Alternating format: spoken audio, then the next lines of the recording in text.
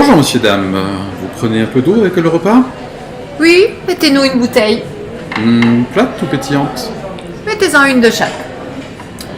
Très bien, bah écoutez, je vous ramène ça tout de suite. Merci. Bonjour. Bonjour. Chouette de vous voir. Le couple, c'est un petit peu comme l'eau pétillante. Il y a des bulles, plus ou moins grosses, selon les Et moments. parfois c'est plat, voire plan-plan. En tout cas, chez nous, je sais pas chez vous. Ouais, alors cette vidéo, on l'a faite pour tous ceux parmi vous qui se demandent quel est l'intérêt de se poser cette question de la pétillance du couple. C'est quoi ce nouveau concept? Yolande se lance encore, manifestement, dans une question un petit peu existentielle, apparemment. Ouais. Et vraiment là, on a envie de vous partager juste 3 réflexions autour de cette question de la pétillance.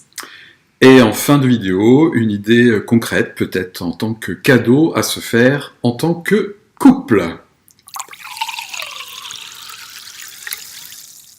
Alors Yolande, en quoi cette question de la pétillance est-elle indispensable pour un couple qui s'engage dans la durée? Ouais, c'est indispensable de se poser cette question, sauf si on a envie que notre couple se transforme en colocation. Et une colocation, c'est forcément péjoratif, c'est ça? Non, faut être honnête, franchement, il y a des colocations qui sont sympathiques, cool, mais bon, je crois que si le couple se résume à une colocation, qu'est-ce que devient du coup le lien un petit peu spécial quand même, hein, la colocation, on peut la faire avec n'importe qui, et D'accord. le couple c'est un petit peu plus que ça, il y a un lien spécial et le désir où il est dans la colocation. Ok, bon, je vois. Donc du coup, la pétillance, c'est un peu, entre autres, un antidote à la routine. Ok. Yes. Alors, quand on se pose la question de la pétillance, à quoi on pourrait s'attendre en tant que couple? Qu'est-ce qui serait normal? Alors, paradoxalement, je pense que ce qui est normal, c'est d'accepter en même temps une petite part de routine. D'accord, ça peut pas paraître un peu contradictoire là, du coup? Oui, effectivement, ça peut paraître contradictoire, mais la vie de couple correspond aussi à ce besoin qu'on a chacun, qui est un besoin fondamental, c'est ce besoin de sécurité. Et le couple donne ce sentiment de sécurité. Et bien sûr que, du coup, cette sécurité prend facilement la forme de routine, peut-être de confort. Et du coup, ça peut peut-être prendre beaucoup de place, voire toute la place. Voilà, Quoi. l'inconvénient, c'est quand ça prend toute la place. Ok, très bien. Intentionnel, donc en fait, par intentionnel, si je comprends bien, en quelque sorte, rester pétillant dans la durée, eh bien, ça coule pas de source, en jeu de mots. Ouais, ça coule pas de source, il faut être intentionnel. Qu'est-ce qu'on veut dire par là?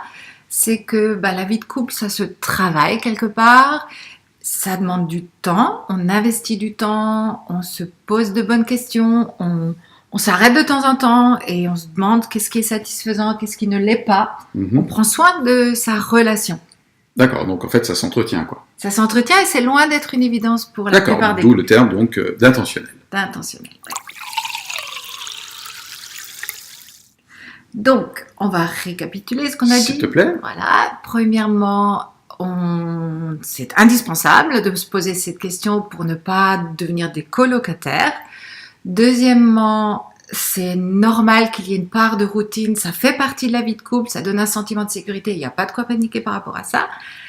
Et en même temps, pour qu'une vie de couple reste pétillante, il faut être intentionnel, c'est-à-dire que ça ne coule pas de source, comme l'a dit Philippe tout à l'heure, et qu'il faut y travailler, prendre soin de sa relation de couple. Et donc s'en donner les moyens, et du coup, en termes de moyens, comme annoncé en début de vidéo, eh bien, une solution peut-être pour vous, un cadeau à vous faire en tant que couple, puisqu'il nous reste quelques places pour notre journée spéciale couple du 4 janvier, un anti-escape game. Oui, alors moi je mets l'accent sur le anti-escape, parce que l'objectif c'est de vous partager 4 clés durant cette journée, 4 clés que nous avons apprises nous-mêmes, pour que justement vous n'ayez pas envie de vous échapper de cette vie de couple.